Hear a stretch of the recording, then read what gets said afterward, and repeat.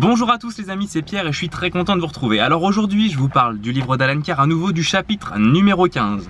Ce chapitre s'intitule « Cet esclavage que l'on s'impose à soi-même ». Alors Alan Carr commence par nous dire que le mécanisme du tabagisme, en fait, c'est une dualité entre la dépendance psychologique et la dépendance physique. Et il nous dit que la dépendance psychologique, c'est un véritable esclavagiste. C'est quelque chose d'incroyable parce que pendant des siècles, c'est vraiment ce que nous dit Alan Carr, pendant des siècles, l'homme a lutté contre l'esclavagisme de l'homme, et on se retrouve aujourd'hui, quand on est fumeur, à s'infliger à nous-mêmes un état d'esclave. C'est-à-dire qu'on s'inflige le fait d'être esclave à la cigarette, à notre propre dépendance.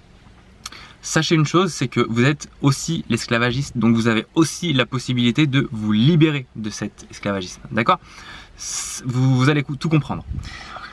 Il nous dit que c'est paradoxal parce que on va passer une journée entière et on va fumer beaucoup de cigarettes dans une journée. Et dans cette journée, on va peut-être se rappeler de 2 cigarettes ou 3 maximum, et le reste du temps, on est un peu en pilote automatique, on les fume inconsciemment. Et au final, le seul moment où on a vraiment l'impression d'apprécier la cigarette, ça va être le moment où on va en être privé.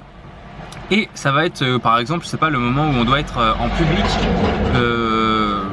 au restaurant, quand on est au cinéma, on va à l'hôpital, bref, tous ces moments-là, on ne peut pas fumer et du coup, on a l'illusion que c'est quelque chose de précieux pour nous. Mais gardez bien à l'idée, les amis, que c'est une illusion. Alan Carr a écrit ce bouquin il y a maintenant un petit moment et il nous disait déjà que plus le temps allait passer et plus il y aurait de lieux qui seraient interdits à la cigarette et que les fumeurs en fait seraient cloîtrés, devraient se résigner à fumer dans des recoins à droite à gauche.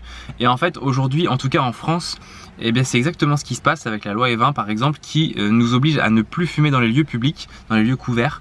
Et au final, on voit que même chez nous, dans la famille, chez les amis, etc., la cigarette dans les intérieurs, chez les gens, disparaît.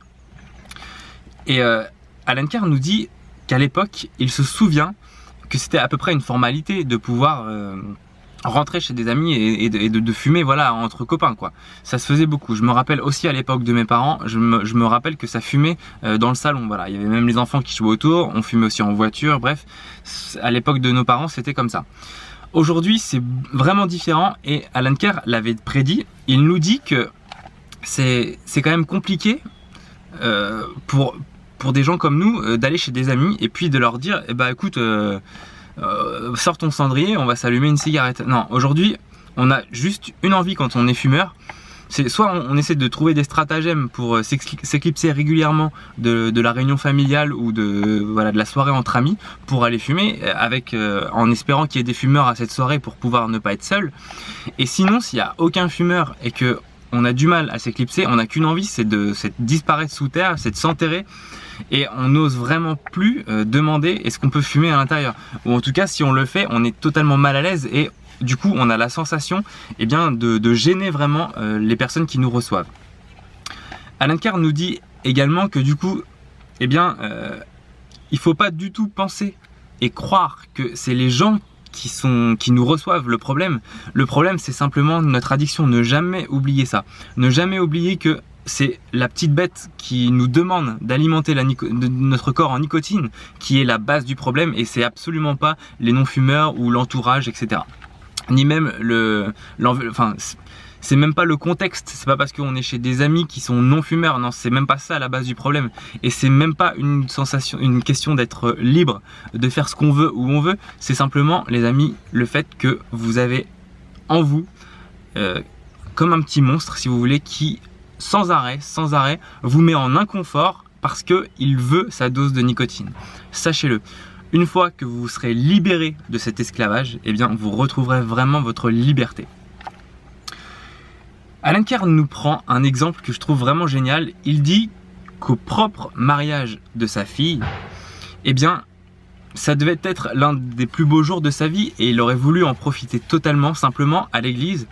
Il avait terriblement envie de fumer et du coup, sa pensée dominante lors du mariage de sa fille, c'était sortir de l'église. Il avait hâte que la cérémonie se termine pour aller prendre sa dose de nicotine, pour aller fumer une cigarette. Et c'est quand même fou, et il le regrette aujourd'hui, c'est quand même fou qu'on soit à ce point déconnecter des bons moments de la vie pour pouvoir aller profiter un petit peu d'un repos temporaire qui est dû en fait à la dose de nicotine qui va faire que notre corps va retrouver un niveau de stress normal ou quasiment normal. Du coup, il y a une chose très simple à comprendre, c'est que les non-fumeurs, paradoxalement, eh bien, ils profitent totalement de chaque moment de la vie, vous voyez. C'est-à-dire qu'ils n'ont pas du tout besoin, ils sont pas préoccupés comme nous, les fumeurs. Enfin, si vous êtes, je suppose que si vous me regardez aujourd'hui, c'est que vous êtes encore fumeur, je ne le suis plus. Mais je sais exactement ce que vous ressentez. J'ai fumé pendant 10 ans. Donc aujourd'hui, si je vous dis ça, c'est parce que je sais que vous vous rendez pas compte en fait encore à quel point vous allez être libre, même dans tous les moments de votre vie. Il y a beaucoup de moments, vous allez en profiter davantage. Et même si au moment où vous sortez en pause et que vous prenez votre cigarette, vous l'appréciez, en fait sachez une chose, c'est que la cigarette vous trompe. Vous êtes simplement en train de rétablir votre niveau de nicotine dans le corps, et du coup vous êtes en train simplement de venir combler un manque, mais ce manque a été créé par la cigarette. Donc si vous enlevez le problème, c'est-à-dire la cigarette, si vous enlevez ça, il n'y a plus de problème. Simplement, c'est juste que vous avez des schémas mentaux, des croyances qui sont ancrées très profondément et qui aujourd'hui, tout simplement vous empêchent de vous rendre compte de ça, et puis vous empêchent d'être bien. Voilà. Donc à chaque fois que vous arrêtez de fumer, ou en tout cas même que vous faites une pause, ou que vous êtes contraint de ne pas fumer parce que vous êtes en avion ou n'importe quoi, vous mettez la cigarette sur un piédestal, vous vous dites ah tu vois, c'est vraiment quelque chose d'indispensable dans ma vie. En fait non, pas du tout. Là on est en train de se tromper quand on pense comme ça. Il faut simplement enlever la cigarette de votre vie, donc arrêter de fumer, et puis traiter toutes les croyances qui vous font croire en fait que vous êtes obligé de fumer, que votre vie n'est plus pareille si vous ne fumez plus. Ça c'est de la connerie. Voilà.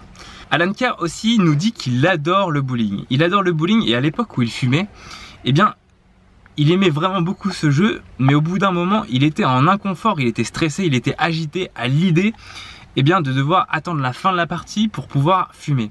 Et du coup, il essayait tout le temps de trouver plus ou moins des stratagèmes, et à chaque fois, il allait fumer du coup à la fin de chaque partie, vous voyez. Donc il s'éclipsait, il profitait même pas de sa cigarette, il a fumé très rapidement et il revenait et ça allait mieux. Voilà.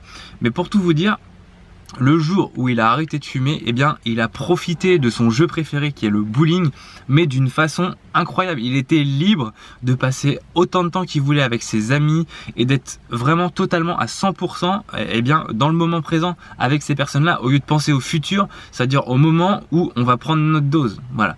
Et ça fait toute la différence. C'est vraiment cette sensation-là, c'est vraiment ça que je vous dis, et que Alan Carr en fait surtout vous dit par ce livre et par ce chapitre-là. Il vous dit que vous vous libérez de cet esclavage que vous êtes vous-même. Vous vous l'êtes apporté à vous-même. C'est-à-dire que vous avez été capable de construire une addiction dans votre vie. Vous êtes donc parfaitement capable de vous en libérer. Vous êtes à la base de tout ça. Il faut simplement éliminer vos croyances qui vous limitent en fait, et il faut changer votre état d'esprit. Il faut juste prendre ça avec le bon état d'esprit. Alan Carr, pour conclure ce chapitre, nous dit que les fumeurs doivent bien garder à l'idée que le problème, ce n'est pas les gens qui nous reçoivent, ce n'est pas les autres, ceux qui ne fument pas. Le problème, c'est vraiment le petit monstre, cette petite dépendance que vous avez en vous, d'accord? C'est vraiment ça qu'il faut traiter, c'est la base du problème. Le problème, c'est pas les autres, d'accord? Voilà. Il y a une dernière chose aussi qu'il a dit que j'ai trouvé assez sympathique dans ce chapitre. Il dit qu'on a tendance, lors de cérémonies comme un mariage par exemple, à se retrouver entre fumeurs, et puis on a un peu l'impression de profiter de quelque chose d'exceptionnel que les non-fumeurs ne connaissent pas. Mais sachez vraiment une chose les amis, c'est que les non-fumeurs n'ont absolument pas besoin de prendre une dose de quoi que ce soit, ou ils sont peut-être alcooliques, mais bon bref, ils n'ont pas besoin de prendre une dose de nicotine pour être bien et pour profiter pleinement de la cérémonie qu'ils sont en train de vivre. Donc sachez ça les amis, c'est que c'est vraiment la dépendance qu'il faut traiter, et ensuite tout le reste vous en profiterez bien plus qu'avant, d'accord? C'est vraiment un cadeau que vous vous faites d'arrêter de fumer, donc faites-le et vous allez voir qu'on peut arrêter de fumer avec plaisir. Voilà, pour finir cette vidéo les amis, juste une chose, s'il vous plaît, partagez la vidéo autour de vous. Plus les fumeurs la verront et plus vous serez nombreux à arrêter de fumer. Donc faites le cadeau aussi aux autres fumeurs, ça peut créer des déclics ou je ne sais pas, mais bref, ça peut aider du monde. Abonnez-vous si ce n'est pas encore fait et puis mettez un like si vous avez aimé cette vidéo. Et enfin, une chose importante aussi, je vous le dis pas assez souvent, commentez les amis et n'hésitez pas à partager votre expérience, ça aidera sûrement d'autres fumeurs. Vous avez peut-être des petites astuces, des choses qui vous aident pour arrêter de fumer ou vous avez peut-être des difficultés, bref, n'hésitez pas à tout partager et ça aidera d'autres fumeurs, d'accord? Merci à tous, à bientôt, ciao.